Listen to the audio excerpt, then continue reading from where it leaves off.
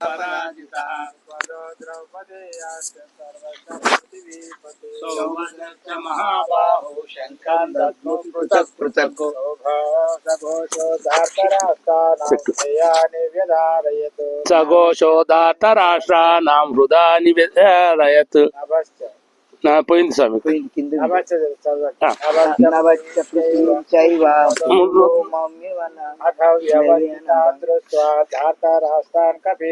ప్రవృత్తే శస్త్ర సంపాతే ధనురుద్యమ్య పాండవ సేనయోరుభయోర్मध्ये రథం స్థాపయమేచ్యుత సేనయోరుభయోర్मध्ये రథం స్థాపయమేచ్యుత అవదేతా నిరీక్షేహం యోద్ధుకామానవస్థితా కైర్మయా సహ యోద్ధవ్యామస్మిన్ రణసముద్యమే యోత్స్యమానానవేక్షేహం యయేతేత్ర సమాగతా దాతరాశస్య దుర్బుద్ధేర్యుద్ధే ప్రియచికీర్షవః జయ ఉవాచ ఏవముక్తో ఋషికేశో గుడాకేశేన భారత సేనయోరుభయోర్मध्ये స్థాపయిత్వా రథోత్తమం భీష్మద్రోణ ప్రముఖతా సర్వేషాం చ మహీక్షితాం వాచ పార్థ పశ్యైతాన్ సమవేతాన్ కురోనితి తత్ర పశ్యాంసితాన్ పార్థ పితॄనత పితామహాన్ ఆచార్యాన్ మాతులాన్ భ్రాతॄన్ పుత్రాన్ పౌత్రాన్ సఖీం తథా శ్వశురస్సుహృదశ్చైవ సేనయోరుభయోరపి సమీక్ష స కౌంతేయ సర్వాన్ బంధూనవస్థితాన్ కృపయా పరయా విష్టో విషీదన్నిదమబ్రవీత్ దృష్వేమం స్వజనం కృష్ణ యుయోత్సం సముపస్థితం మమ గాత్రాని ముఖం చ పరిశుష్యతి వేపదుచ్చ శరీరే మే రోమహర్షచ్చ జాయతే గాంధీవం సంసతే హస్తాత్ వక్షైవ పరిదహ్యతే న చ శక్నోమ్యవస్థాతుం భ్రవతీవ చ మే మనః విత్తాని చ పశ్యామి విపరీతాని కేశవ న చ శ్రేయోను పశ్యామి హత్వా స్వజనమాహవే కాంక్షే విజయం కృష్ణ న చ రాజ్యం సుఖాని కిం నో రాజ్యేన గోవింద కిం భోగైర్జీవితేన వా సామర్థ్యే కాంక్షితం నో రాజ్యం భోగా సుఖాని చ తైమేవ స్థితా యుద్ధే ప్రాణాన్ త్యక్త్వా ధనాని చ ఆచార్యా పితరా పుత్ర తథైవ చ పితామహ మాతులా శ్వశురా పౌత్ర శాలా సంబంధినస్తదా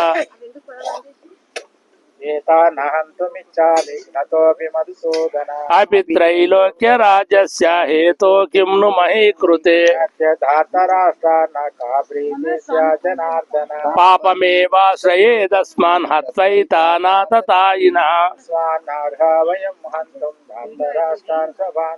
स्वजनं हि कथं हत्वा सुखिनः स्याम माधव कुलक्षय कृतं दोषं मित्रद्रोहे च पातकम् कुलक्षय कृतं दोषं प्रपश्यद्भिर्जनार्दन नरके नियतं वासो भवति जनशुश्रुमा कुलक्षये प्रणश्यन्ति कुलधर्मा सनातना धर्मे नष्टे कुलं कृष्णम् अधर्मोऽपि भवत्युत अधर्मापि भवात् कृष्ण दृश्यन्ति कुलस्त्रिया स्त्रीषु दुष्टासु वार्ष्णेय जायते वर्णशङ्कर शङ्करो नरकायैव कुलज्ञानां कुलस्य च पतन्ति पितरो येषां दुःखबिन्दोदकक्रिया दोषैरेतैः कुलज्ञानां वर्ण संकर कारकै सहजन्ते जाति धर्म कुल धर्मासु शाश्वता उत्सन्न कुल धर्मानां मनुष्याणां जनार्दन नरके नियतं वासो भवति जनुशुश्रुमा अहो बत महत्पापं कर्तुं व्यवसिता वयं यद्राज्य सुखलोभेन हन्तुं स्वजनमुद्यता यदि माम प्रतीकारामशस्त्रं शस्त्रपाणयः राष्ट्रारणे हन्योस्तन्मे क्षेमतरं भवेत् संजय उवाच एवमुक्त्वार्जुनः संख्ये रथोपस्थ उपाविशत् विसृज्य सचरं चापं शोकसंविघ्नमानसः श्रीमद्भगवद्गीतासूपनिषत्सु ब्रह्म विद्यायां योगशास्त्रे श्रीकृष्णार्जुन संवादे अर्जुन विषाद योगो नाम प्रथमोऽध्यायः अथ द्वितीयोऽध्यायः योगः संजय उवाच तथा कृपया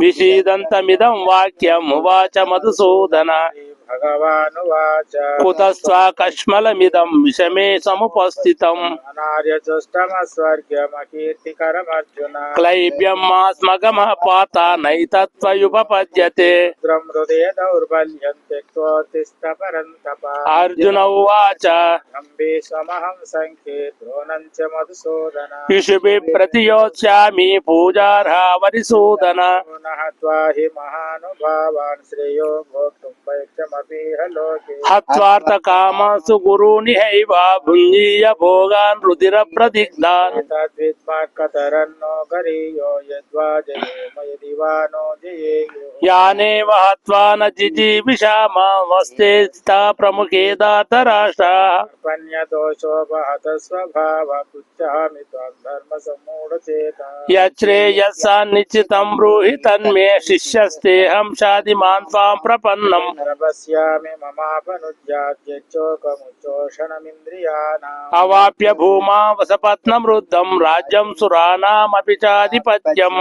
जय उवाच एवमुक्त्वा ऋषिकेशं गुडाकेश परन्तपः चैति गोविन्दमुक्त्वा तूष्णीं बभूवः तमुवाच ऋषिकेश प्रहसन्निव भारत विनयोरुभयोर्मध्ये विषीदन्तमिदं वचः श्रीभगवानुवाच शोच्यानन्वशोचस्त्वं प्रज्ञावादांश्च भाषसे गतासून गतासूञ्च नानुशोचन्ति पंडिता एवाहं जातु नासं न त्वं नेमे जनाधिपा न चैव न भविष्यामः सर्वे वयमतः परम् देहिनोऽस्मिन् यथा देहे कौमारं यौवनं जरा तथा देहान्तरप्राप्तिर्धीरस्तत्र न मुह्यति स्पर्शास्तु कौन्तेय शीतोष्णसुखदुःखदा आगमापायिनो नित्य सांस्थितिक्षस्व भारत समदुःखसुखं सुखं धीरं सोऽमृतत्वाय कल्पते यं हि न व्यदयन्ते ते पुरुषं पुरुषर्षभ समदुःखसुखं धीरं सोऽमृतत्वाय कल्पते नासतो विद्यते भावो नाभावो विद्यते सतः रविदुष्टोऽन्तस्तनयो तत्त्वदर्शिभिः अविनाशि तु तद्विद्धि येन सर्वमिदं ततम् नाशमव्ययस्यास्य न कश्चित् कर्तुमर्हति अन्तवन्त इमे देहा नित्यास्योक्ता शरीरिणः शिनो प्रमेयस्य तस्मात् युध्यस्व भारत य एनं वेत्ति हत्तारं यच्चैनं मन्यते हतम् भूतौ न विजानीतो नायं हन्ति न हन्यते न जायते म्रियते वा कदाचिन्नायं भूत्वा भविता वा न भूयः नित्यशाश्वतोऽयं पुराणो न हन्यते हन्यमाने शरीरे वेदाविनाशिनं नित्यं ययेनमजमव्ययम् स पुरुषः पार्थ कं घातयति हन्तिकम् वासांसि जीर्णानि यदा विहाय नवानि गृह्णाति नरोपराणि शरीराणि विहाय जीर्णानन्यानि संयाति नवानि देहि नैनं छिन्दन्ति शस्त्राणि नैनं दहति पावकः क्लेदयन्त्यापो न शोषयति मारुतः अच्छेद्योऽयमदाह्यो यामक्लेद्यो शोच एव च सर्वगतस्थानो अचलोऽयं सनातनः अव्यक्तोऽयमचिन्त्योऽयमविकार्योऽयमुच्यते तस्मादेवं विदित्वैनं नानुशोचितुमर्हसि अथ चैनं नित्यजातं नित्यं वा मन्यसे मृतम् त्वं महाबाहो नैवं शोचितुमर्हसि जातस्य हि ध्रुवो मृत्युर्ध्रुवं जन्म मृतस्य च तस्मादपरिहार्येतेन त्वं शोचितुमर्हसि अव्यक्तादीनि भूतानि व्यक्तमद्यानि भारत व्यक्तनिधनान्येव तत्र का परिदेवना आचर्यवत् पश्यति कच्चिदेनामाचर्यवद्वै ददै तदैव चान्यः पर्यवस्थेनमन्य शृणोति श्रुत्वाप्येनं वेद न चैव कश्चित् देहि नित्यमवद्योऽयं देहे सर्वस्य भारत सर्वाणि भूतानि न त्वं शोचितुमर्हसि स्वधर्ममपि चावेक्ष न विकम्पितुमर्हसि ज्ञाद्धियुद्धाश्रेयोऽन्यत् क्षत्रियस्य न विद्यते यदृचया चोपपन्नं स्वर्गद्वारमपावृतम् क्षत्रियाः पार्थ लभन्ते युद्धमीदृशम् अथ चेत्त्वमिमं धर्म्यं सङ्ग्रामं न करिष्यसि स्वधर्मं कीर्तिं च हित्वा पापमवाप्स्यसि अकीर्तिं चापि भूतानि कथयिष्यन्ति ते व्ययाम् वितस्य च कीर्तिर्न मरणादतिरिच्यते भयाद्रनादुपतरं मन्यन्ते त्वां महारथः च त्वं बहुमतो भूत्वा यासि शिलागवम् अवाच्य वादाञ्च बहून् द्विषन्ति तवाहिताः तस्तव सामर्थ्यं ततो दुःखतरं नु किम् हतो वा प्राप्स्ये स्वर्गं जित्वा वा भोक्ष्यसे महिम् तस्मादुत्तिष्ठ कौन्तेय युद्धाय कृतनिश्चयः सुखदुःखे समे कृत्वा लाभालाभौ जयाजयौ तो युद्धाय युज्यस्व नैवं पापमवाप्स्यसि एषा ते विहिता साङ्ख्ये बुद्धिर्योगे त्विमां शृणु युक्तो जया पार्थ कर्मबन्धं प्रहास्यसि देहाभिक्रमणशोऽस्ति प्रत्यवायो न विद्यते त्वमप्यस्य धर्मस्य त्रायते महतो भयात् व्यवसायात्मिका बुद्धिरेकेह कुरु नन्दन आकाशनन्ताश्च बुद्धयो अव्यवसायिनः यामिमां पुष्पितां वाचं प्रवदन्त विपच्चितः वादरतः पार्थ नान्यदस्ति भोगैश्वर्य गतिं प्रति मा स्वर्गपरा जन्म कर्म फलप्रदाम् विशेषबहुलां भोगैश्वर्य गतिं प्रति भोगैश्वर्य प्रसक्तानां तयापहृत चेतसाम् सायात्मिका बुद्धि समाधौ न विधीयते त्रैगुण्य विषया वेदा निस्त्रैगुण्यो भवार्जुन द्वन्द्वो नित्यसत्त्वस्थो निर्योगस्ते महात्मवान् यावानर्थ उदपाने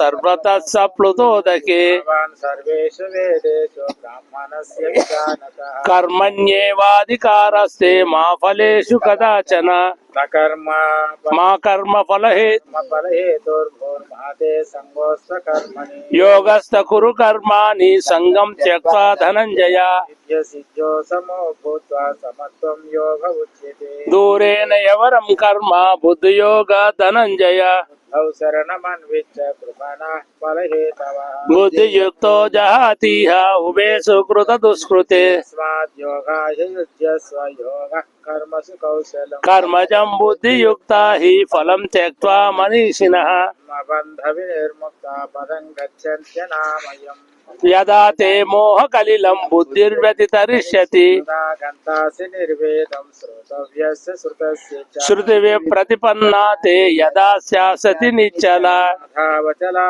बुद्धिस्तदा योगमवाप्स्यसि स्थितप्रज्ञ अर्जुन उवाच स्थितप्रज्ञस्य का भाषा समाधिस्तस्य केशव स्थितधि किं प्रभाषेत किमासीत व्रजेत किम् भगवानुवाच प्रजहाति यदा कामान् सर्वान् पार्थ मनोगतान् अन्येवात्मना तुष्टस्थितप्रज्ञस्तदोच्यते दुःखेष्वनुद्विग्नमनः सुखेषु विगतस्पृहा रागभयक्रोधस्थितधीर्मुनिरोच्यते यः सर्वत्रापि न स्नेह हन्तस्त्राप्याप्य शुभाशुभम् नाभिनन्दति न द्वेष्टि तस्य प्रज्ञा प्रतिष्ठिता यदा संवरते चायं कूर्मोऽङ्गानीव सर्वशः प्रियानेन्द्रियार्थेभ्यस्तस्य प्रज्ञा प्रतिष्ठिता विषया विनिवर्तन्ते निराहारस्य देहिनः मध्यं रसोऽप्यस्य परं दृष्ट्वा निवर्तते यततो यपि कौन्तेय पुरुषस्य विपच्चितः यानि प्रमादीनि हरन्ति प्रसभं मनः तानि सर्वाणि संयम्य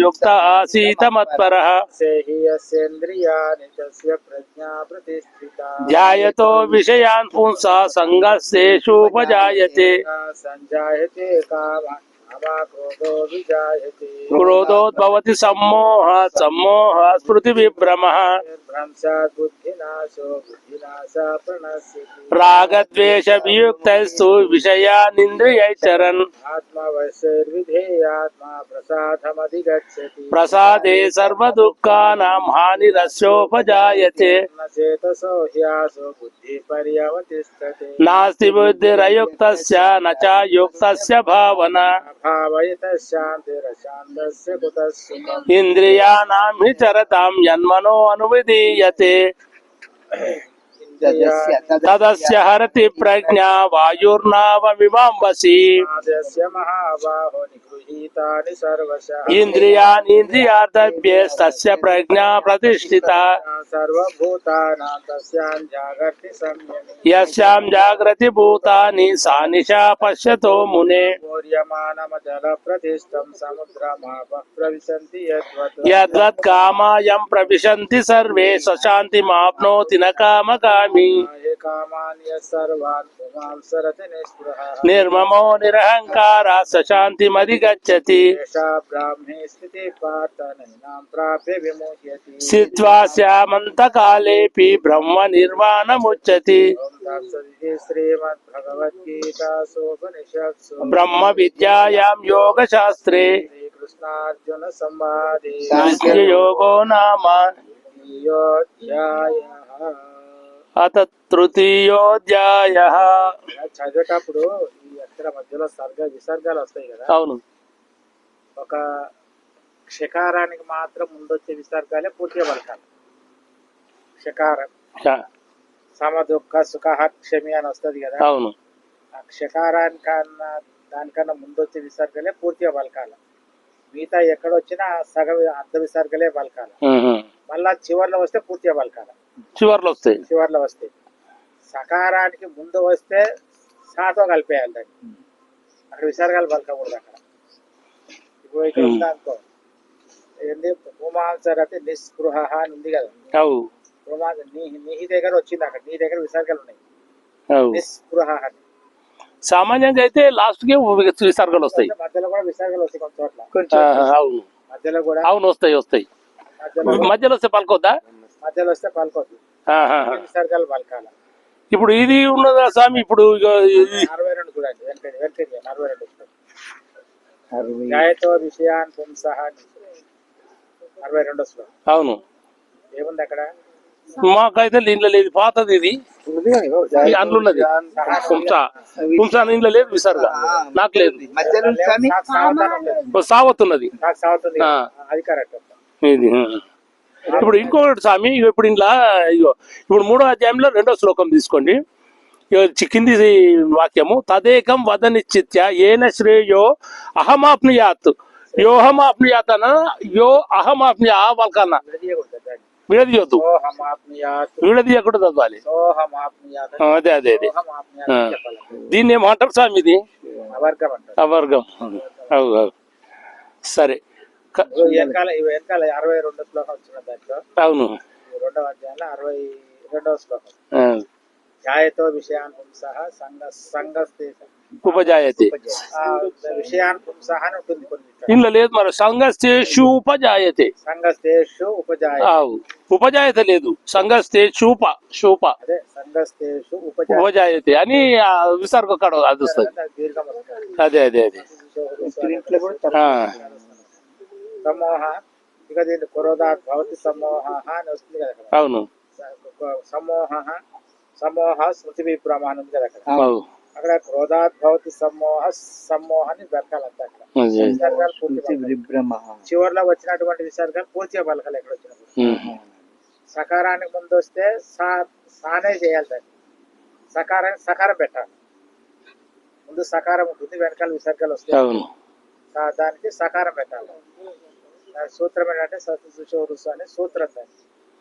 దాన్ని సకారం పరంగా ఉన్నప్పుడు సకారం అవుతుందని సకారాలు విసర్గలు సకారంగా మారుతాయి. సందులు సమాసాలు ఛందస్సు చాలా ఉంటుంది సాయంలో, విగ్రహ వాక్యాలు. అవును. కర్మయోగం. అర్జున ఉవాచ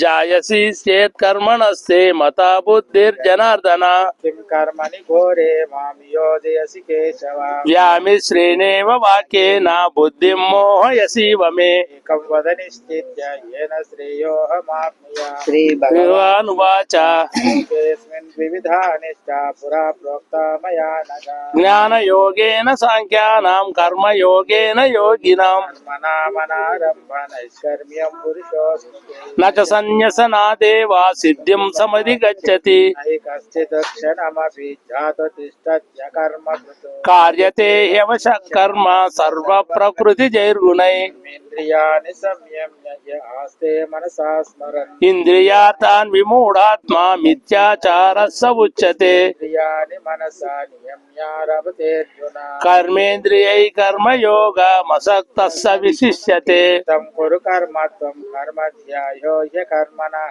శరీర యాత్రాపీచతే న ప్రసిద్ధ్యేద కర్మణః జ్ఞాతాత్ కర్మణోన్యత్ర లోకోయం కర్మ బంధనః తదర్థం కర్మ కౌంతేయ ముక్త సంగ సమాచర यज्ञा प्रजा सृष्ट्वा पुरोवाच प्रजापतिः अनेन प्रविशद्वमेषवोष्मकामधुक् देवान् भावयतानेन ते देवा भावयन्तु वा परस्परं भावयन्तः श्रेयः परमवसत भोगान् हि वो देवा दास्यन्ते यज्ञभाविताः तैर्दत्तान प्रदायै भो यो भुङ्क्ते स्तेन एव सः सिद्धास्तिनः सन्तो मुच्यन्ते सर्वकिल्बिषैः भुञ्जते ते त्वहं पापा ये पचन्यात्मकारणात् भवन्ति भूतानि पर्जन्यादन्न सम्भवः यज्ञात् भवति पर्जन्यो यज्ञकर्म समुद्भवम् ब्रह्मोद्भवं विद्धि ब्रह्माक्षर समुद्भवम् तस्मात् सर्वगतं ब्रह्म नित्यं यज्ञे प्रतिष्ठितम्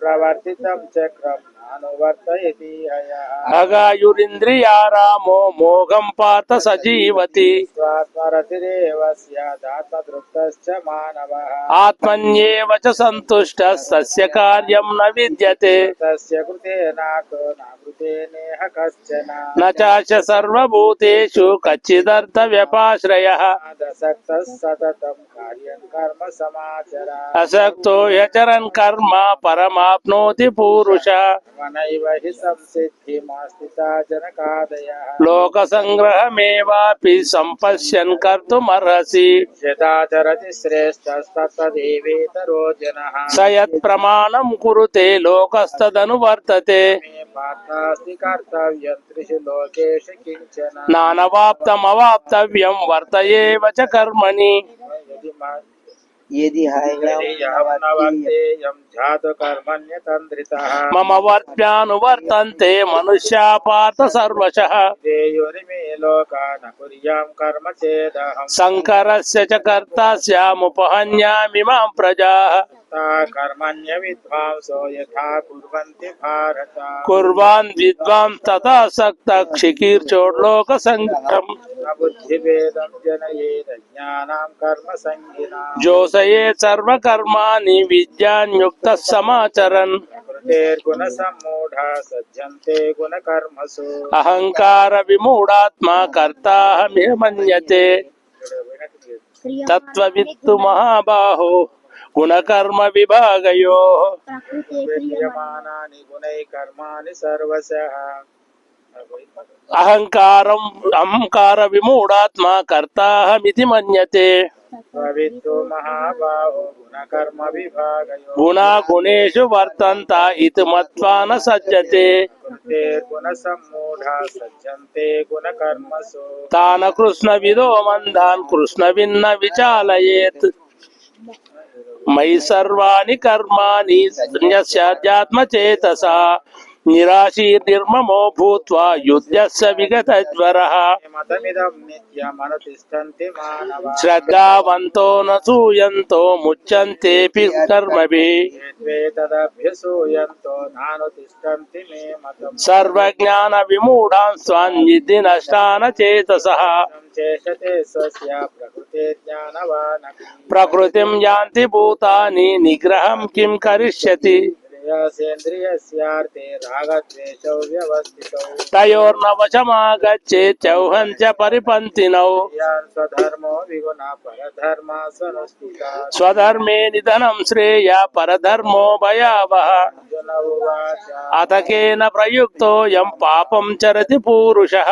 चन्नपि वार्ष्णेय बलादिव नियोजितः भगवानुवाच मयेष क्रोध एष रजो गुणसमुद्भवः महाशनो महापाप्मा विद्येन मिह वैरिणम् मेनाव्रियते वह्निर्यथादर्शो मलेन च यातोल्बेनावृतो गर्भस्तदा ते देदमावृतम् तं ज्ञानमेतेन ज्ञानिनो नित्यवैरिणा कामरूपेण कौन्तेय दुष्पूरेणानलेन च यानि मनोबुद्धिरस्यादिष्टानि एतैर्विमोहयत्येष ज्ञानमावृत्य देहिनम् तस्मात् त्वमिन्द्रियाणि आदौ नियम्य भरतर्षभ पाप्मानं प्रजह्येनं ज्ञानविज्ञाननाशनम् इन्द्रियाणि पराण्याहुरिन्द्रियेभ्यः परं मनः मनसस्तु परा बुद्धिर्यो बुद्धे परसस्तु सः बुद्धे परं बुद्ध्वा संस्तभ्यात्मानमात्मनः जहि शत्रुं महाबाहो कामरूपं दुरासदम्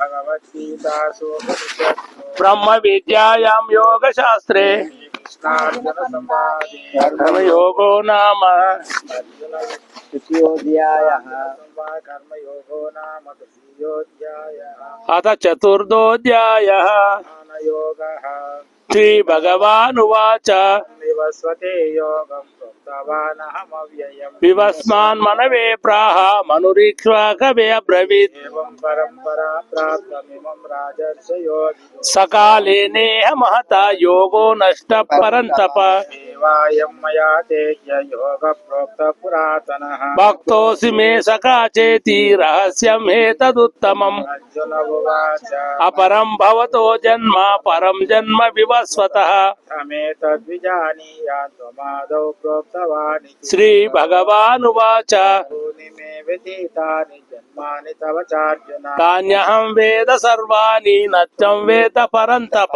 లోపి సన్నవ్యయాత్మా భూతానామీశ్వరోపి సన్న ప్రకృతిం స్వావధిష్ఠాయ ఛాయ సంభవాత్మాయ మాయయా యదా యదా హి ధర్మస్య గ్లానిర్భవతి భారత అభ్యుత్నమధర్మస్య తదాత్మానం సృజామ్యహం నిద్రాణాయ సాధూనాం వినాశాయ చ దుష్కృతా ధర్మ సంస్థాపనార్థాయ సంభవామి యుగే యుగే కర్మ చ మే దివ్యం ఏవం యో వేతి తత్వతః త్యక్త్వా దేహం పునర్జన్మ నైతి మామేతి సోర్జున ఇతరాగభయ క్రోధ మన్మయా మాముపాశ్రితా భావో జ్ఞాన తపసా పూత మద్భావమాగతా యథా మాం ప్రపద్యంతే తాం తథైవ భజామ్యహం మమ వర్జ్ఞానువర్తంతే సంశాపాత సర్వశః సంత కర్మణా సిద్ధిం యజంత ఇహ దేవతా క్షిప్రం హి మానుషం లోకే సిద్ధిర్భవతి కర్జ చాతుర్వర్ణ్యం మయా సృష్టం గుణకర్మ విభాగశః తస్య కర్తారమపి మాం విద్య కర్తారమవ్యయం మాం కర్మాణి లింపంతి న మే కర్మ ఫలే స్పృహ ఇది మాం యో విజానాతి కర్మభిర్న సబధ్యతే ఏవం జ్ఞాత్వా కృతం కర్మ పూర్వైరపి ముముక్షుభిః కురు కర్మైవ తస్మాత్ త్వం పూర్వై పూర్వతరం కృతం కర్మ కిమకర్మేతి కవయోప్యత్ర మోహితాః తత్తే కర్మ ప్రవక్ష్యామి యజ్ఞత్వా మోక్షశేషుభాత్ మనో యవిబోద్ధవ్యం బోద్ధవ్యం చ వికర్మణః అకర్మణశ్చ బోధవ్యం గహనా కర్మణో గతి మన్య కర్మయ పశ్యేత కర్మణి చ కర్మయః సబుద్ధిమాన్ మనుష్యేషు సయుక్త కృష్ణ కర్మ కృతో సర్వే సమారంభా కామ సంకల్పవర్జితా జ్ఞానాగ్నిదగ్ధ కర్మాణం తమాహు పండితం బుధా కర్మ ఫలాసక్య దృప్తో నిరాశయః కర్మణ్యపి ప్రవృత్తోపి నైవ కించిత్ కరోతి సహ నిరాశేర్యత చిత్తాత్మా సర్వ పరిగ్రహ శారీరం కేవలం కర్మ కుర్వన్నాప్నోతి కిల్బిషం యదృచ్ఛాలాభ సంతుష్టో స్వాతీతో విమత్సరః సమసిద్ధావసిద్ధౌ చ తాపి న నిబధ్యతే సంగస్య ముక్తస్య జ్ఞానావస్థిత చేతసః యజ్ఞాయాచరత కర్మ సమగ్రం ప్రవిలీయతే ఆర్పణం బ్రహ్మ హవిర్బ్రహ్మాగ్నౌ బ్రహ్మణాహుతం బ్రహ్మైవ తేన గంతవ్యం బ్రహ్మ కర్మ సమాధినా ఇవమేవాపరే యజ్ఞం యోగిన పర్యుపాసతే బ్రహ్మాజ్ఞావ పరే యజ్ఞం యజ్ఞో నైవోపజువతి సంయమాగ్నిషు జోహతి శబ్దాదీన్ విషయానన్య ఇంద్రియాగ్నిసు జువతి ప్రాణేంద్రియ కర్మాణి జ్ఞాన కర్మాణి చాపరే ఆత్మ సంయమ యోగాగ్నౌ జువతి జ్ఞాన దీపితే ద్రవ్య యజ్ఞాస్తపో యజ్ఞ యోగ యజ్ఞాస్తథా పరే స్వాజాయ జ్ఞాన యజ్ఞచ్చ యతయ సంశ్రిత వ్రత ప్రాణే జోహతి ప్రాణం ప్రాణే పారే ప్రాణాపాన గతిరుద్వా ప్రాణాయామ పరాయణ పరే నియతాహారాన్ ప్రాణాన్ ప్రాణేషు జోహతి సర్వేప్యేతే యజ్ఞవిదో యజ్ఞక్షపిత కల్మష యజ్ఞశిష్టామృతభుజో యాంతి బ్రహ్మ సనాతనం నాయం లోకోస్య యజ్ఞస్య కుతోన్య కురు సత్తమ బహువిధా యజ్ఞ విదత బ్రహ్మణో ముఖే కర్మజాన్ విద్ధి తాన్ సర్వానేవం జ్ఞాత్వా విమోక్షసే శ్రేయాన్ ద్రవ్యమయాన్ యజ్ఞ జ్ఞాన యజ్ఞ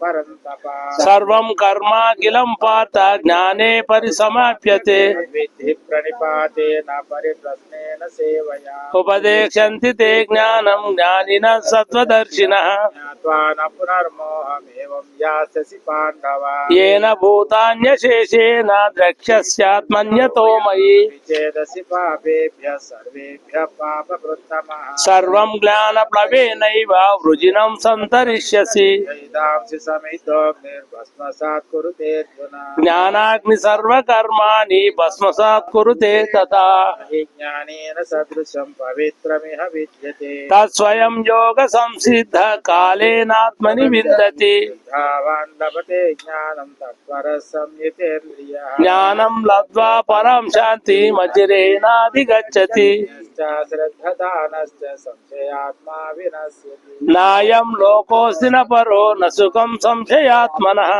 संन्यस्तकर्माणं ज्ञानसञ्चिन्न संशयः आत्मवन्तं न कर्माणि निबध्नन्ति धनञ्जय तस्मात् ज्ञानसम्भूतं ज्ञानासिनात्मनः चित्त्वैनं संशयं योगमातिष्ठोत्तिष्ठ भारत श्रीमद्भगवद्गीतासूपनिषत्सु ब्रह्मविद्यायां योगशास्त्रे कृष्णार्जुनसंवादे ज्ञानयोगो नाम योगोऽध्यायः अथ पञ्चमोऽध्यायः अर्जुन कर्म संन्यास योगः अर्जुन उवाच संन्यासं कर्मणां कृष्ण पुनर्योगं च शंससि यच्छ्रेय एतयोरेकं तन्मे ब्रूहि सुनिश्चितम् भगवानुवाच सन्न्यास कर्मयोगश्च निःश्रेयसकरावुभौ योस्तु कर्म संन्यासात् कर्मयोगो विशिष्यते ज्ञेयः स नित्यसन्न्यासी यो न द्वेष्टि न काङ्क्षति द्वन्द्वो हि महाबाहो सुखं बन्धात् प्रमुच्यते साङ्ख्ययोगौ पृथक् बाला प्रवदन्ति न पण्डिताः अभ्यासितः सम्यक् उभयोर्विन्दते फलम् यस्साङ्ख्यै प्राप्यते स्थानं तद्योगैरपि गम्यते एकं साङ्ख्यं च योगं च यः पश्यति स पश्यति सन्न्यासस्तु महाबाहो दुःखमाप्तुमयो गतः योगयुक्तो मुनिर्ब्रह्म न चिरेणाधिगच्छति योगयुक्तो विशुद्धात्मा विजितात्मा जितेन्द्रियः सर्वभूतात्मा भूतात्मा कुर्वन्नपि न लिप्यते नैव किञ्चित् करोमीति युक्ते मन्येत तत्त्ववित् पश्यन् शृण्वन् स्पशन् जिघ्रन्नस्तन् गच्छन् स्वपन् स्वसन् इन्द्रियाणीन्द्रियादेषु वर्तन्त इति धारयन् अप्रपलन् विसृजन् गृह्णन् उन्मिषन् निमिषन्नपि इन्द्रियाणीन्द्रियार्थेषु वर्तन्त इति धारयन् ब्रह्मण्यादाय कर्माणि सङ्गं त्यक्त्वा करोति यः तेन समापेन पद्मपत्रमिवाम्बसा कायेन मनसा बुद्ध्या केवलैरिन्द्रियैरपि योगिनः कर्म कुर्वन्ति सङ्गं त्यक्त्वात्मशुद्धये युक्तः कर्मफलं त्यक्त्वा शान्तिमाप्नोति नैष्ठिकीम् युक्तः कामकारेण फले सक्तो निबध्यते सर्वकर्माणि मनसा सन्न्यास्यास्ते सुखं वशी नवद्वारे पुरे देहि नैव कुर्वन्न कारयन् न कर्तृत्वं न कर्माणि लोकस्य सृजति प्रभुः न कर्मफलसंयोगं स्वभावस्तु प्रवर्तते न दत्ते कस्यचित् पापं न चैव सुकृतं विभुः ज्ञानेनावृतं ज्ञानं तेन मुह्यन्ति जन्तवः ज्ञानेन तु तदज्ञानं येषामाशितमात्मनः तेषामादित्यवज्ञानं प्रकाशयति तत्परम् तद्बुद्धयस्तदात्मानस्तन्निष्ठा सत्परायणाः त्यज्य पुनरावृत्तिं ज्ञाननिर्धूतकल्मषा विद्या विनय संपन्ने ब्राह्मणे गविहस्तिनि चैव स्वभागे च पंडिताः समदर्शिनः इहैव तैजितः सर्गो येषां साम्ये स्थितं मनः क्षं हि समं ब्रह्म तस्मात् ब्रह्मणि ते स्थिताः प्रवृत्ते प्रियं प्राप्य नोद्विजेत् प्राप्य च प्रियम् निरबुद्धिरसम्मोहो ब्रह्मविद्ब्रह्मणि स्थितः बाह्यस्पर्शेऽस्त्यसक्तात्मा विन्दत्यात्मनि यः सुखम् ब्रह्मयोगात्मा सुखमक्षयमश्नुते येयु संस्पर्शजा भोगा दुःखमयो न एव ते आद्यन्तवन्तः कौन्तेय न तेषु रमते बुधः शक्नोति हैव यः सोढुं प्राक्शरीरविमोक्षणात् कामक्रोधोद्भवेगं संयुक्तः स सुखी नरः यो अन्तः सुखोऽन्तरारामस्तदान्तर्ज्योतिरेव यः योगी ब्रह्मनिर्वाणं ब्रह्मभूतोऽधिगच्छति लभन्ते ब्रह्मनिर्वाणं ऋषयः क्षीणकल्मषाः द्वैधायतात्मानः सर्वभूतहिते रताः काम క్రోధ వియుక్తానాం యతీనాం యతచేతసాం హితో బ్రహ్మ నిర్వాణం వర్తతే విదితాత్మనాం స్పర్శాన్ త్వప్నన్ బహిర్బాహ్యం చక్షుస్సైవాంతరే భ్రువో జ్ఞానాపానౌ సమౌ కృత్వా నాసాభ్యంతరచారిణౌ యతేంద్రియ మనోబుద్ధిర్మునిర్మోక్ష పరాయణః సంతు పునరావృత్తిం జ్ఞాన నిరోధ కల్మష భోక్తారం యజ్ఞ తపసాం సర్వలోక మహేశ్వరం హృదం సర్వభూతానాం జ్ఞాత్వా మాం శాంతిం పృచ్చతి ఓమితి శ్రీమద్భగవద్గీతాసూపనిషత్సు విద్యాయాం యోగశాస్త్రే శ్రీకృష్ణార్జున సంవాదే కర్మ సన్యాస యోగో నామ పంచమోऽధ్యాయः షష్ఠోధ్యాయః ఆత్మ సంయమ యోగ శ్రీ పోయింది నాది ఇల్లే. చెప్పండి శ్రీ భగవాన్ లేదండి ఇల్ల లేదు శ్రీ భగవాన్ 6వ అధ్యాయం అది యోగి 10వ శ్లోకం కడికి ఇచ్చింది ఇలా లేదు మధ్యలో పేజీలు పోయినాయి. మధ్యలో ఇది పోయింది అంటున్నా పాతది పోయింది అది ఇక్కడ ఒక 2 నిమిషాలు ఆశ్రిత కర్మ ఫలం కార్యం కర్మ కరోతి యః సన్యాసీ చ యోగి చ నిర్నిర్న చాక్రియః సన్యాసమితి ప్రాహుర్యోగం తం విద్ధి పాండవ నహన్యస్సం చ సంకల్పో యోగి భవతి కచ్చన వృక్షోర్మునేర్యోగం కర్మ కారణముచ్యతే యోగారూఢస్య తస్యైవ శమః కారణముచ్యతే చంద్రియార్థేషు న కర్మ సంసజ్జతే సర్వ సంకల్ప సన్యాసి యోగారూఢస్య దోచతే నేనంటే చూస్తాడు అది తీసుకో అవును, ఒక్క నిమిషం అయిపోయింది ఆత్మనాత్మానం ఆత్మానం అవసాదయేతి ఇక నాకు ఉన్నాయి. ఒక్క నిమిషం.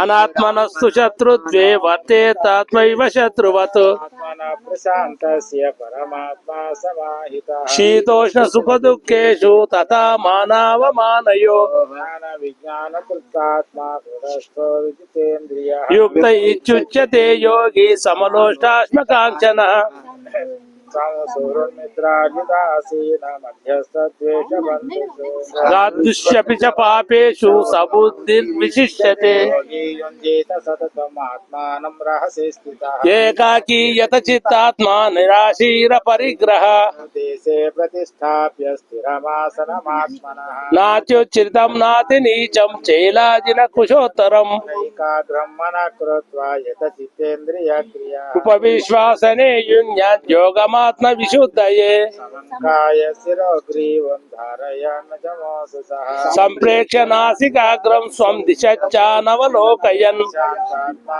విగతభి బ్రహ్మచారి వ్రతే స్థితః మనః సంయమ్య మచ్చిత్తో యుక్త ఆసీత మత్పరః జన్నేవం సదాత్మానం యోగి నియతమానసః శాంతిం నిర్వాణ పరమాం మత్సస్తామధిగచ్చతి ఆర్జస్నతస్తు యోగోస్తి న చైకాంత మనస్నతః నాతి స్వప్నశీలస్య జాగ్రతో నైవ చార్జున యుక్తాహార విహారస్య యుక్తచేష్టస్య కర్మసు యుక్త స్వప్నావబోధస్య యోగో భవతి దుఃఖః తదా వినియతం చిత్తం ఆత్మన్యేవావతిష్టతే నిస్పృహ సర్వకామేభ్యో యుక్త ఇచ్యుచ్యతే తదా దీపో నివాతస్థో నింగతే శోభమాస్నుత యోగినో యత చిత్తస్య యుజ్ఞతో యోగమాత్మనః విగ్రాహ్యమతేంద్రియం యత్రో పరమతే చిత్తం నిరుద్ధం యోగ సేవయా మన్యతేనాధికం తతః పోయింది స్వామి ఎక్కడో ఎత్ర చైవాత్మనాత్మానం పశ్యన్యాత్మని తుష్యతి 20వ శ్లోకం ఇప్పుడు 21 కావాలి సుఖమాచంతికం యత్తద్బుద్ధిగ్రాహ్యమతీంద్రియం యత్ర న దేవాయం స్థితచ్చలతి తత్వతః యం లబ్ధ్వా చాపరం లాభం మన్యతేనాధికం తతః స్థితో న దుఃఖేన గుణాపి విచాల్యతే తం విద్యా దుఃఖ సంయోగం వియోగం యోగ సంజితం నిశ్చయేన యోక్తవ్యో యోగో నిర్విన్న చేతసా సంకల్ప ప్రభవాన్ కామాన్ త్యక్త్వా సర్వాన్ శేషతః జీవేంద్రియగ్రామం వినియమ్య సమంతతః శనైరుపరమే జుజ్జాధృతి గృహీ प्रणीतया आत्मसंस्थं मनः कृत्वा न किञ्चिदपि चिन्तये यतो यतो निच्चरति मनश्चञ्चलमस्थिरम् ततो नियम्यैतात्मन्येव वशं नयेत् प्रशान्तमनसं ह्येनं योगिनं सुखमुत्तमम् वैति शान्तरजसं ब्रह्मभूतमकल्मषम् युञ्जन्नेवं सदात्मानं योगी विगतकल्मषा येन ब्रह्म संस्पर्शमत्यन्तं सुखमश्नुते सर्वभूतस्थमात्मानं सर्वभूतानि चात्मनि क्षते योगयुक्तात्मा सर्वत्र समदर्शनः योगं पश्यति सर्वत्र सर्वं च मयि पश्यति याहं न प्रणश्यामि स च मे न प्रणश्यति सर्वभूतस्थितं यो मां भजत्वेकत्वमास्थितः आत्मा सर्वथा सर्वदा वर्तमानोऽपि स योगी वर्तते मुक्ते। आत्मौपम्येन सर्वत्र समं पश्यति योऽर्जुन यदि वा दुःखं स योगी परमो मतः योऽयं योगस्य या प्रोक्तव्यस्यामेन मधुसूदन अर्जुन अर्जुन उवाच योऽयं योगस्त्वया प्रोक्तः साम्येन मधुसूदन एतस्याहं न पश्यामि चञ्चलस्थितिं स्थिराम् हि मनः कृष्ण प्रमादिबलवदृढम् तस्याहं निग्रहं मन्ये वायोरिव सुदुष्करम् भगवानुवाच असंशयं महाबाहो मनो दुर्निग्रहं चलम् व्यासेन तु कौन्तेय वैराग्येन च गृह्यते असंशयात्मना योगो दुष्प्राप इति मे मतिः आत्मना तु यतता सिद्धो वाक्तमुपायतः अर्जुन उवाच अयति श्रद्धयोपेतो योगाचलितमानसः अप्राप्य योग संसिद्धिं काङ्गतिं कृष्ण गच्छति न भयविभ्रष्टच्छिन्नाभ्रमिव नश्यति अप्रतिष्ठो महाबाहो विमूढो ब्राह्मण प्रतिः अन्ये संशयं कृष्ण चेतुमर्हस्य शेषतः स्वदस्यञ्च संशयस्य चेता न युपपद्यते भगवानुवाच वार्त नैवेह नामुत्र विनाशस्तस्य विद्यते दुर्गतिं तात गच्छति पाप्य पुण्यकृतं लोकानुषित्वा शाश्वती समा इदां श्रीमताङ्गे योगभ्रष्टोऽभिजायते अथवा योगिनामेव कुले भवति धीमताम् एतत् दुर्लभतरं योगे जन्म यदीदृशम् तत्र तं बुद्धिसंयोगं लभते पौर्वदैकम् यतते च ततो भूय संसिद्धौ कुरु नन्दन पूर्वाभ्यासेन तेन नैव ह्रियते यवोऽपि सः जिज्ञासुरपि योगस्य शब्दब्रह्माति वर्तते प्रयत्नाद्यतमानस्तु योगी संशुद्ध किल्बिषः अनेक जन्म संसिद्धस्ततो याति पराङ्गतिम् सर्वस्वेभ्योऽधिको योगी ज्ञानिभ्योऽभिमतोऽधिकः कर्मित्यव्याधिको योगी तस्मात् योगी भवार्जुन नामपि सर्वेषां मद्गतेनान्तरात्मना श्रद्धावान् भजते यो मां समे दुःखतमो मतः तत्सदिति श्रीमद्भगवद्गीतासूपनिषत्सु ब्रह्म विद्यायां योगशास्त्रे श्रीकृष्णार्जुनसंवादे आत्मसंयम योगो नाम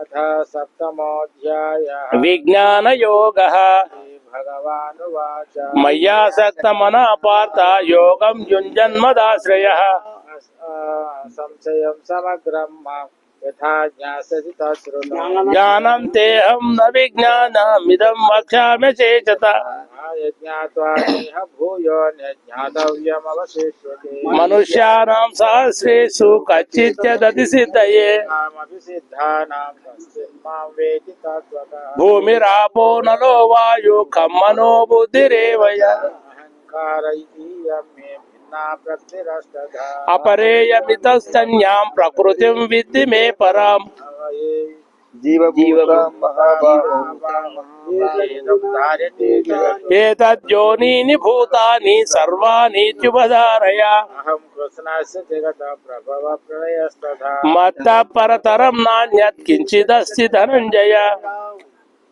మయి సర్వమిదం ప్రోతం సూత్రే మణిగణా ఇవ सोऽहमप्सु कौन्तेय प्रभास्मि सूर्ययो ప్రణవ సర్వవేదేషు శబ్దకే పౌరుషం నృషో गन्धपृथिव्यां च तेजश्चास्मि विभावसौ జీవనం సర్వభూతేషు తపశ్చాస్మి తపస్విషు यं मां सर्वभूतानां विद्धि पार्थ सनातनम् బుద్ధిర్బుద్ధిమతామస్మి తేజస్వేజస్వినామహం बलवतां चाहं कामरागविवर्जितम् ధర్మా విరుద్ధో భూతేషు కామోస్మి భరతర్షభ ये चैव सात्विका भावा राजसास्तामसाश्चये మత్త ఏవేతి తాన్ విద్ధి నత్వం దేశు దేమయి नमयैर्भावैरेवि सर्वमिदं जगत् మోహితం నాభిజానాతి మామేభ్య పరమం వ్యయం दैवेशा गुणमयी मम माया दुरत्यया మామేవ ఏ ప్రపద్యంతే మాయామేతాం తరంతి తే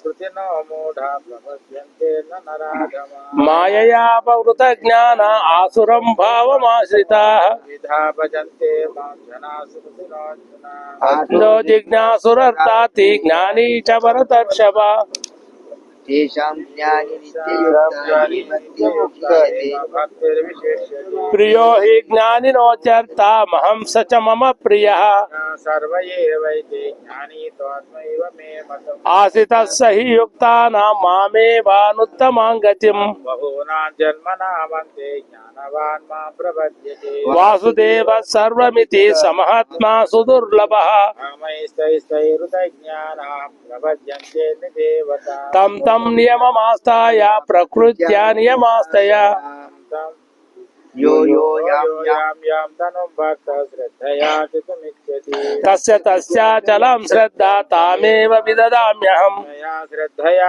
युक्तस्तस्याराधनमीहते లభతే చ తతః కామాన్ మయైవ విహితాన్ హితాన్ परं तेषां तत्त्ववत्यल्पमेधसाम् దేవాన్ దేవయజో యాంతి మద్భక్తా యాంతి మామపి अव्यक्तं व्यक्तिमानपन्नं व्यक्तिमापन्नं मन्यन्ते मामबुद्धया పరం భావమజానంతో మామవ్యయమనుత్తమం अहं प्रकाश सर्वस्य योगमाया समावृतः మూఢోయం నాభిజానాతి లోకో మామజమవ్యయం देहं వేదాహం సమతీతాని వర్తమానాని చార్జున భవిష్యాని చ భూతాని మాం తు వేద న కశ్చన. ఇచ్ఛాద్వేష సముత్తేన ద్వంద్వమోహేన భారత सर्वभूतानि सम्मोहं सर्गे यान्ति परन्तप येषां స్వంతగతం పాపం జనానాం పుణ్యకర్మణాం ये द्वन्द्वमोहनिर्मुक्ता भजन्ते मां दुरागता జరామరణ మోక్షాయ మామాశ్రిత్య యతంతి యే. ये ब्रह्मतद्वितीया कृष्णं मध्यात्मकर्मचारि సాధిభూతాది దైవం మాం సాధి యజ్ఞం చ ఏ విదుః मां ते विजिप्तचेतसा ఓం ఇది శ్రీమద్భగవద్గీతాసూపనిషత్సు ब्रह्मविद्यायां योगशास्त्रे శ్రీకృష్ణార్జున సంవాదే सप्तमोऽध्यायः అథ అష్టమోऽధ్యాయः क्षर परब्रह्म योग అర్జున ఉవాచ तद्ब्रह्म किमध्यात्मं किं कर्म पुरुषो అధిభూతం చ కిం ప్రోక్తం అధిదైవం కిముచ్యతే देहेऽस्मिन् मधुसूदन ప్రయాణ కాలే చ కథం జ్ఞేయోసి నియతాత్మభిః भगवानुवाच అక్షరం బ్రహ్మ పరమం స్వభావోధ్యాత్మముచ్యతే భూతభావోద్భవకరో విసర్గ కర్మ సంజితః अधिभूतं क्षरो भाव पुरुषश्चादिदैवतम् అది యజ్ఞోహమేవాత్ర దేహే దేహభృతం వర काले च मामेव स्मरन् मुक्त्वा कलेबरं య ప్రయాతి సమద్భావం యాతి నాత్యత్ర సంశయః वापि स्मरन् भावं त्यजन्ते कलेबरम् తం తమేవైతి కౌంతేయ తదా తద్భావ భావితః स्मा सर्वेषु कालेषु मामनुस्मरयुध्य च మయ్యర్పిత మనోబుద్ధిర్మామే వైశస్య సంశయః ध्यासयोगयुक्तेन चेतसा नान्यगामिना పరమం పురుషం దివ్యం యాతి పాతాను చింతయన్ पुराणमनुशासितारमनोरणीयान् समनुस्मरेत् సర్వస్య ధాతారమచింత్య రూపమాదిత్య వర్ణం తమసః పరస్తాత్ प्रयाणकाले मनसा चलेन भक्त्या युक्तो योगबलेन चैव భ్రువోర్मध्ये ప్రాణమావేశ సమ్యక్ సతం పురుషముపైతి దివ్యం అక్షరం వేద విదో వదంతి విశంతి యతయో వీతరాగం యదిచ్ఛంతో బ్రహ్మచర్యం చరంతి తత్తే పదం సంగ్రహేణ ప్రవక్ష్యే సర్వద్వారాని సంయమ్య మనోరుచి నిరుధ్య చ మూర్ధ్యాదాయాత్మన ప్రాణమాసితో యోగధారణాం ఏకాక్షరం బ్రహ్మ వ్యాహరన్ మామస్మరన్ ప్రయాతి త్యజన్ దేహం సయాతి పరమాం గతిం అనన్యచేతా సతతం యో మాం స్వాభినిత్యుషః తస్యాహం సులభ పాత నిత్యయుక్తస్య యోగినః మాముపేత్య పునర్జన్మ దుఃఖాలయం శాశ్వతం నాప్నువంతి మహాత్మానాం సంసిద్ధిం పరమాం గతాః బ్రహ్మభువనాల్లోక పునరావర్తినోర్జున మాముపేత్య తు కౌంతేయ పునర్జన్మ న విద్యతే సహస్రయుగ పర్యంత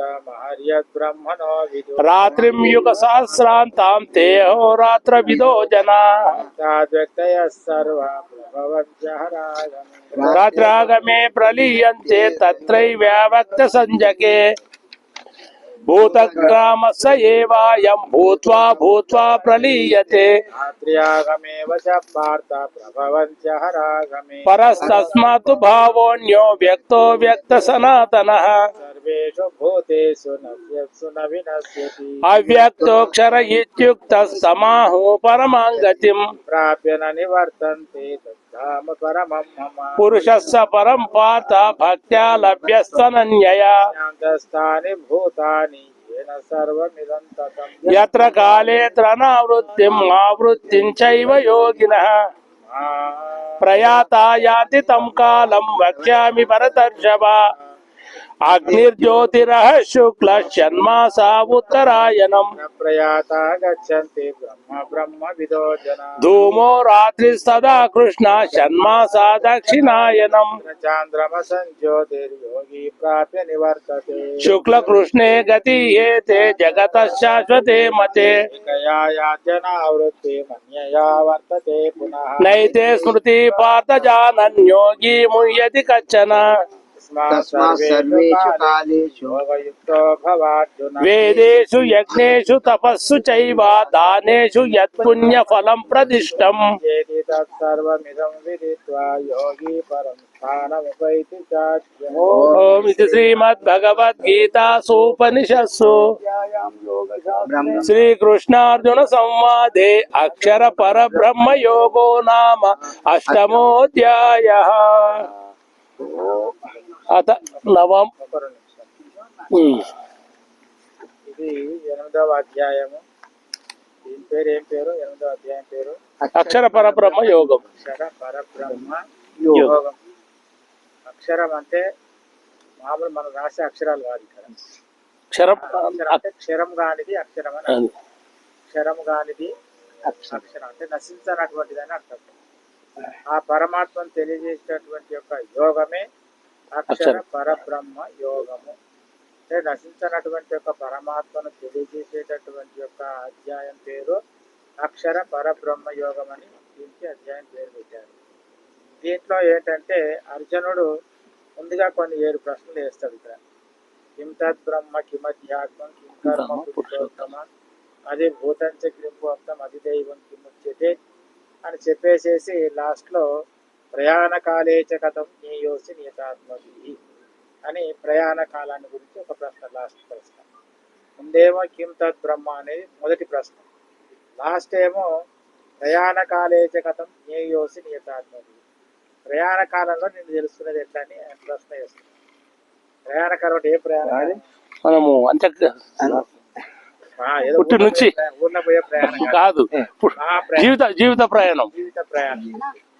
జీవిత ప్రయాణంలో ఎట్లా నేను తెలుసుకోగలుగుతారని పరమాత్మ అర్జునుడు పరమాత్మ అడుగుతున్నాడు. అంటే ఆయనను తెలుసుకొని ఎట్లా ప్రయాణం చేస్తే మళ్ళీ తిరిగి రాకుండా ఉంటారు దాన్ని తెలుసుకోవాలని చెప్పేసి అర్జున్ యొక్క ఆకాంక్ష. 1, 2 కాదు 7 ప్రశ్నలు వేస్తాడు. ఇప్పుడు 7. మొట్టమొదటి దానికి బ్రహ్మం అంటే ఏంటి? బ్రహ్మ అనేది నానా రకాలుగా వ్యవహారాలు ఉన్నాయి, నానా రకాలుగా అనుమానాలు ఉన్నాయి. ఒక్కొక్క మతం వాళ్ళు ఒక్కొక్క రకాన్ని బ్రహ్మం అని అంటారు. కానీ అనేక దేవతలు ఉన్నారు, కానీ దేవుడు అనేవాడు ఒకడే. దేవతలు నానా రకాలు, దేవుడు మాత్రము ఒకడే. ఏదైనా దేవుడు మాత్రము ఒకడే ఉంటాడు దేవుడు. ఈయన నానా రకాల రూపాలు. సరే ఎన్ని రూపాలు అయినప్పటికీ కూడా ఆ బ్రహ్మం అంటే ఏంటంటే బృహత్వాత్ బ్రహ్మణత్వాత్వా బ్రహ్మ. బ్రహ్మ అంటే ఏంటంటే మన హిందూ మతంలో అన్నిటికన్నా గొప్పది పెద్దదని అర్థం. బ్రహ్మం అంటే బృహతి బ్రహ్మానందం, ఒక పెద్ద బ్రహ్మాండం చెప్తున్నావేని అంటుంటారు. ఒక బ్రహ్మాండంగా ఉంది అంటుంటారు. బ్రహ్మాండం అంటే ఏంటి అంటే పరబ్రహ్మ పెద్దదని అర్థం అనమాట. దానికన్నా పెద్దది మరొకటి లేదు. ఎట్లాగా ఇప్పుడు సముద్రం ఉందనుకో, సముద్రానికి ఎంత లోతుందని చెప్తారు, ఎంత వెడల్పుందని చెప్తారు, నార్మల్ అయితే చెప్పగలుగుతారు. అదే సముద్రానికి ఏమైనా చెప్పగలుగుతారు ఎంత ఒడుపు ఉంది, ఎంత వెడల్పు ఉంది, ఎంత పొడుగు. ఉపమానం అనేది దానికి లేదు. సాగరం సాగరోపం అన్నారు. సాగరం సాగరానికి ఉపమానమే తప్ప రెండవది అంటూ లేదు. రామరావణ యుద్ధం రావరావణ యువ అన్నారు. రాముని రావణ సూర్యుని యుద్ధం ఎట్లా జరిగిందంటే వాళ్ళలాగా జరిగిందని ఉపమానం లేదు. దానికి వాళ్ళకు జరిగినట్టుగా యుద్ధం ఎక్కడ లేదన్నమాట. కాబట్టి బ్రహ్మం అంటే ఏంటంటే బృహత్వాద్ బ్రహ్మ, బ్రహ్మణత్వాద్వా బ్రహ్మ. చాలా పెద్దదైనటువంటిది, అన్నిటికన్నా పెద్దది. ఎంత పెద్దది అయ్యే బ్రహ్మము అని అంటే నువ్వు ఎంత చెప్తే అంతకన్నా పెద్దది. నువ్వేంతో చెప్తావో దానికన్నా ఇంకా పెద్దది. అందుకోసం దానికి ఉపమానం ఇంత అంటే ఏం లేదు దానికి చెప్పడానికి. అలాంటిది బ్రహ్మమే తెలుసుకోమని చెప్పాడు ఆయన. అక్షరం నశించినటువంటిది ఏది ఉందో ఈ ప్రపంచంలో అది బ్రహ్మముగా తెలుసుకోమన్నాడు. ప్రపంచంలో నశించింది ఏది? ఏ దృశ్యం? తన్నశ్యం అని చెప్పి ఏదైతే కనబడుతుందో అంతా కూడా కాలక్రమేణా అది పోయేటి. మరి అన్ని పోయేటివి అయితే మరి పోంది ఏది ఉంటుంది? ఈ పోయేదానికి ఆధారం మీద అదే నశించినటువంటిది. రైలు నడుస్తుంది, నడవకుండా ఏది ఉంటుంది? పట్టాలు మనకి నడవకుండా ఉంటాయి. పట్టాలు గట్టిగా ఉన్నాయి కాబట్టి రైలు నడుస్తుంది. భూమి స్థిమితంగా ఉంది కాబట్టి మనం నడుస్తున్నాం. మనతో పాటు భూమి కూడా నడిచింది అనుకో, ఎక్కడికి పోలే మనం. కాబట్టి పరమాత్మ నడిచేటటువంటి ఒక ప్రపంచానికి నడవకుండా అక్షర రూపంలో ఉండేది ఎవరంటే పరమాత్మ. ఇవన్నీ నశించినప్పటికీ తాను నశించదు, తాను పుట్టదు. ఏ దానికి సంబంధం లేనటువంటిది ఏంటంటే పరమాత్మ. అక్షరం అంటే క్షరం లేనటువంటిది అక్షరం ఏదైతే దాన్ని తెలుసుకోవయ్యా అని చెప్పాడు కృష్ణ పరమాత్మ. లాస్ట్కి ఏంటంటే ప్రయాణ కాలేచ కథం నీయోస్మియతాత్మకి. మనకి రెండు ప్రయాణాలు ఉంటాయి. ఒకటి జీవిత ప్రయాణం, అంటే మామూలుగా రోజు వ్యవహారంగా చేసేటటువంటి ప్రయాణాలు. ఏ ప్రయాణం పోయినా ఎక్కడ పోయినా మన ఎక్కడికి వస్తాం? మనము మన ఇంటికి వస్తాం, మన స్వస్థానానికి వస్తాం, అంతే కదా. వెలువడు రాలేదనుకో తెల్లారి పేపర్కి వేస్తాం తప్పిపోయినాడు ఎక్కడున్నా అనేసి. కాబట్టి మన స్వస్థానానికి మనం రావాలి. అదేవిధంగా మరి మన ప్రయాణం ఎక్కడికి? ఈ ప్రయాణాల్లో పోతే తిరిగి మన ఇంటికి వస్తాము. మహాప్రయాణాల్లో పోతే ఏమంటే మనం తిరిగి రావడం అంటూ ఉండదు అన్నమాట. అది ఏ ప్రయాణం అది అంటే భగవంతుడు దాన్ని చెప్తున్నారు, లాస్ట్ చెప్తున్నారు అన్నమాట. తస్మా సర్వేషు కాలేషు మామను స్మరయుజ్యత అని చెప్తారు భగవంతుడు. ఎవడైతే ప్రయాణ కాలే కథం అని చెప్పిన దానికి, ఎవడైతే ప్రయాణ కాలంలో నన్ను స్మరించుకుంటూ ఎం వాపి స్మరన్ భావం త్యజంతి తమేవైతి కౌంటేయ సదా భావిత. భగవంతుడు చెప్తున్నాడు ఎం వాపి స్మరన్ భావం. చనిపోయే సమయంలో ఎవడో ఏ దాన్ని స్మరించుకుంటూ శరీరాన్ని వదిలిపెడతాడో వాడు ఆయా భావాన్ని పొందుతాడని చెప్పి భగవంతుడు చెప్తున్నాడు. అయితే మనకే భావం వస్తుంది పోయేటప్పుడు? ప్రాపంచిక భావాలు ఉంటాయి. పోతే హార్ట్ అటాక్ వచ్చి పోతే పర్వాలేదు, కానీ అంత కాకుండా మంచానబడో కంచానబడో రకరకాల పడి పోతున్నాను. అప్పుడు ఏముంటది? ఈ భూమిలో ఏమైపోతుంది, నా భార్య ఏమైపోతుంది, పిల్లలు ఏమైపోతారు, ఈ రోడ్ల పైన పైన మన మనసే వాటినే స్మరించడం ఉంటుందే తప్ప పరమాత్మ స్మరణ అనేటటువంటిది రాదు. అందుకోసానికి భగవంతుడు ఏం చెప్తున్నాడంటే, అయితే అంత్య సమయంలో ఎవడో దేన్ని తలుచుకుంటూ శరీరాన్ని వదిలిపెడితే దాన్ని ఆయా రూపాలు పొందుతాడని భగవంతుడు అంటున్నాడు. మరి మనం ఇప్పుడు దేన్ని స్మరించాలా? ప్రపంచాన్ని వదిలిపెట్టే ప్రపంచాన్ని స్మరించాలా? శాశ్వతమైనటువంటి ఆత్మను పరమాత్మను స్మరించాలా? అంటే శాశ్వతమైనటువంటి ఒక పరమాత్మని స్మరించాలి, కానీ ప్రపంచాన్ని స్మరించకూడదు. ఆ భగవన్నామ స్మరణ రావాలంటే ఏం చేయాలా? తస్మా సర్వేషు కాలేషు మామను స్మరణ. సదా ఎల్లప్పుడూ భగవన్నామ స్మరణాన్ని చేస్తున్నాను. ఎందుకంటే మరణ సమయంలో అన్ఎక్స్పెక్టెడ్ గా చివరిలో మనం ఏదైతే తింటూ మనం వ్యవహారం చేస్తున్నాం అదే జ్ఞాపకం వస్తుంది తప్ప స్మరణ లేనటువంటిది మన భగవన్ నామ స్మరణ అనేది రాదు. ఎవరో ఒక గాంధీ మహాత్ముడు అంతటి వాడు కూడా ఆయన కూడా లాస్ట్ కి వాడు కాల్చితే ఏమన్నాడు ఆయన ఏ రామన్ ఏ రామన్ ఎందుకోసానికి అన్నాడు ఆ మాట ఆయన జన్మ రాగ ఉన్నప్పుడల్లా భజన చేస్తుండేవాడు రఘుపతి రావగ రాజా అని అన్నట్టు ఎప్పుడు చూసినా భజన భగవన్ నామ స్మరణ చేస్తూనే ఉంటుంది ఆయన వాళ్ళ చేతులతోటి సంసారం చేసినా బుద్ధిలో మాత్రం భగవన్ నామ స్మరణ ఆయన మరవలేదు ఆయన అందుకోసానికే వాళ్ళు చంపగానే హా రామ్ అంటూ వచ్చారు కాబట్టి తస్మాత్ సర్వేషు కాలేషు తస్మాత్ అంటే జాగ్రత్త పడి అందువలన సర్వేషు కాలేషు అంటే రాత్రి లేదు పగలు లేదు దానికి శుచి లేదు అశుచి లేదు ఏమి లేదు ఎప్పుడెప్పుడు దాంట్లో మొత్తం భగవన్ నామ స్మరణ చేస్తున్నామని చెప్తారు అందుకే ముందు శ్లోకం చెప్తారు మూడవ అధ్యాయం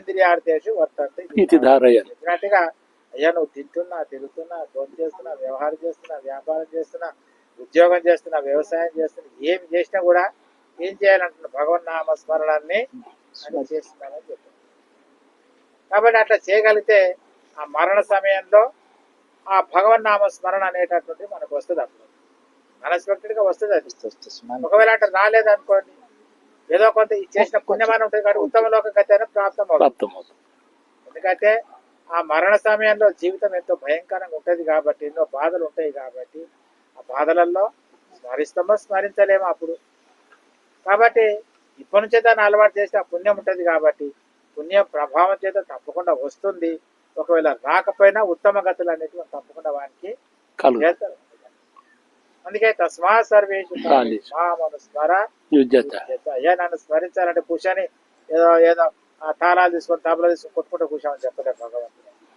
ఏం చెప్తున్నాడు తస్మా సర్వేష్ నీ పని నువ్వు చేసుకుంటా ఉండు కాలు చేతులతో కర్మ చెయ్యి బుద్ధితో ఏం చేయాలా భగవన్ నామ స్మరణ చేయాలి అట్లా చేయగలిగితే భగవంతుని పొందేదానికి సులభమైన మార్గం పోయి అంత తాపం చేయవలసిన అవసరం లేదు కష్టపడవలసిన అవసరం లేదు శరీరాన్ని చేయవలసిన అవసరం లేకుండా నోటితో అనేటటువంటి మనసుతో అనేటటువంటిది భగవన్ నామ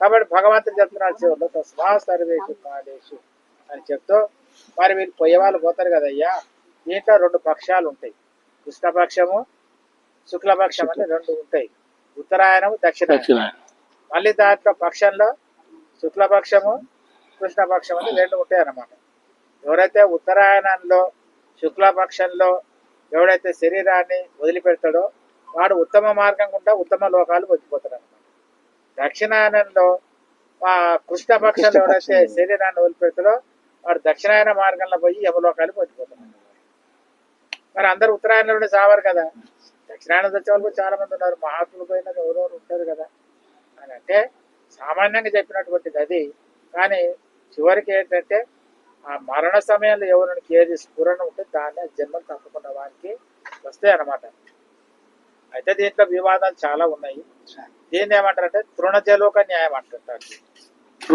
తృణ జలోక న్యాయం తృణం అంటే గడ్డిపోతుంది తృణంతో సమానం అంటారు కదా తృణప్రాయం అంటాం కదా తృణం అంటే గడ్డిపోతలు మనం పెడుతుంటుంది అన్నట్టు ఒకటి ఇట్లా నడుస్తుంటుంది అవును గడ్డిపోసలాగా సన్న పక్కగా ఉంటుంది దాన్ని గొల్లబామ అంటుంటారు అది ఏంటంటే ఇట్లకి ఇట్లా నడుస్తుంది అన్నట్టు అంటే ఈ ముందు కాళ్ళ పైన నిలుస్తుంటది వెనక పట్టుకుంటది ముందు పట్టేసేసి మళ్ళీ వెనక దాన్ని వదిలి పడుతుంది సపోర్ట్ చేసుకొని ముందు ఆధారం పట్టుకుంటే వదిలేస్తుంది అట్లా ఎక్కడ వస్తుందో ఆధారం అనేది దానికి ఉంటది అనమాట అలాగే జీవుడు కూడా ఏంటంటే ఈ శరీరాన్ని వదిలిపెట్టేటప్పుడు రాబోయే జన్మ వాని కళ్ళ కనబడుతుంది రాబోయే జన్మ ఏంటిది అనేటట్టు మన కళ్ళ కనబడుతుంది కాబట్టి ఈ శరీరం వదిలిపెట్టాను ఆల్రెడీ కొంచెం పోతూనే ఉంటాడు దీని టైప్లో దాన్నే రుణ జలోక న్యాయం అంటుంటారు దాన్ని మరి చేసిన కర్మలు ఇవన్నీ ఏమైపోతాయి అని మళ్ళీ సంశయం వస్తే అయ్యా ఆ కర్మలను అనుసరించే వానికి ఆ స్మరణ వస్తుంది కాబట్టి ఆ స్మరణ కర్మ ప్రభావం వల్లనే వాడు దేన్ని పట్టుకోవాలనేటువంటి దాన్ని పట్టుకుంటాడు దాంట్లో ఈ కర్మలను కూడా దానికి సంబంధిస్తాయి కాబట్టి మనం మంచి జన్మలు కావాలంటే మంచిదే మనం చేస్తూ ఉంటే మనకి ఎప్పటికైనా మంచి జన్మ అనేది వస్తుంది. కృష్ణపక్షం శుక్లపక్షం ఏది పోయినా భగవన్నామ స్మరణం అనేటటువంటి చాలా ముఖ్యమైనది. అలాంటి దాన్ని తెలియజేసినటువంటిదే ఈ అక్షర పరబ్రహ్మ యోగము. అక్షరం అంటే నశించింది, పరం అంటే శ్రేష్టమైనటువంటిది, బ్రహ్మని పొందింపజేసేటటువంటిదే ఈ యొక్క అక్షర పరబ్రహ్మ యోగం అని అధ్యాయం. ఇప్పుడు ఇంకొకటి సంశయం స్వామి, ఇప్పుడు మహానుభావులు ఎంతో మంది కూడా అష్టావక్రుడు కానీ యాజ్ఞవల్కుడు వీళ్ళందరూ కూడా ఋష్యశృంగుడు వీళ్ళందరూ కూడా ప్రారంధం కొంచెం ఉన్నది కాబట్టి జన్మ తీసుకొని ఆ ప్రారంధం నశించిన తర్వాత వాళ్ళకు మోక్షం దొరికింది అని అంటారు. మరి ఇప్పుడు ఈ జీవునికి ప్రారంధం నశించినా నశించకపోయినా వేరే జన్మల సిద్ధమేనా? మరి ఉన్న ప్రారంధం అనేటటువంటి దాంట్లో ఈ ప్రారంధాన్ని అనుసరించే జన్మలు వస్తాయి. వానికి ప్రారంధాన్ని అనుసరించే జన్మలు వస్తాయి. అది సంపూర్ణ జ్ఞానం కలిగినటువంటి వారికి జన్మలు లేదు. కర్మలన్నీ నశించిపోతాయి. వానికి ప్రారంధం కూడా నశిస్తుంది, కర్మలు ప్రారంధం అని ఒకటే నశించిపోతాయి. అది ఎట్లా ఉంటాయి అంటే దానికి లౌకిక ఉదాహరణ చెప్తారు. మనకుండే కర్మలు 3 కర్మలు. అవును, సంచితము, ప్రారంధము, ఆగామి. సంచితము, ఆగామి, ప్రారంధం. సంచితం అంటే జన్మ జన్మాంతరాల్లో చేసినటువంటి కర్మ ఏదైతుందో దాన్ని సంచితం అంటారు. అవును, ప్రారంధం ఏమో ఇప్పుడు అనుభవించేది. ప్రారంధం. ఆగామి అంటే వచ్చేది, ఆగామి రాబోయేది. అయితే దీనికి ఏమైతే అంటే ఈ ప్రారంధం అనేది ప్రారంధం భోగతో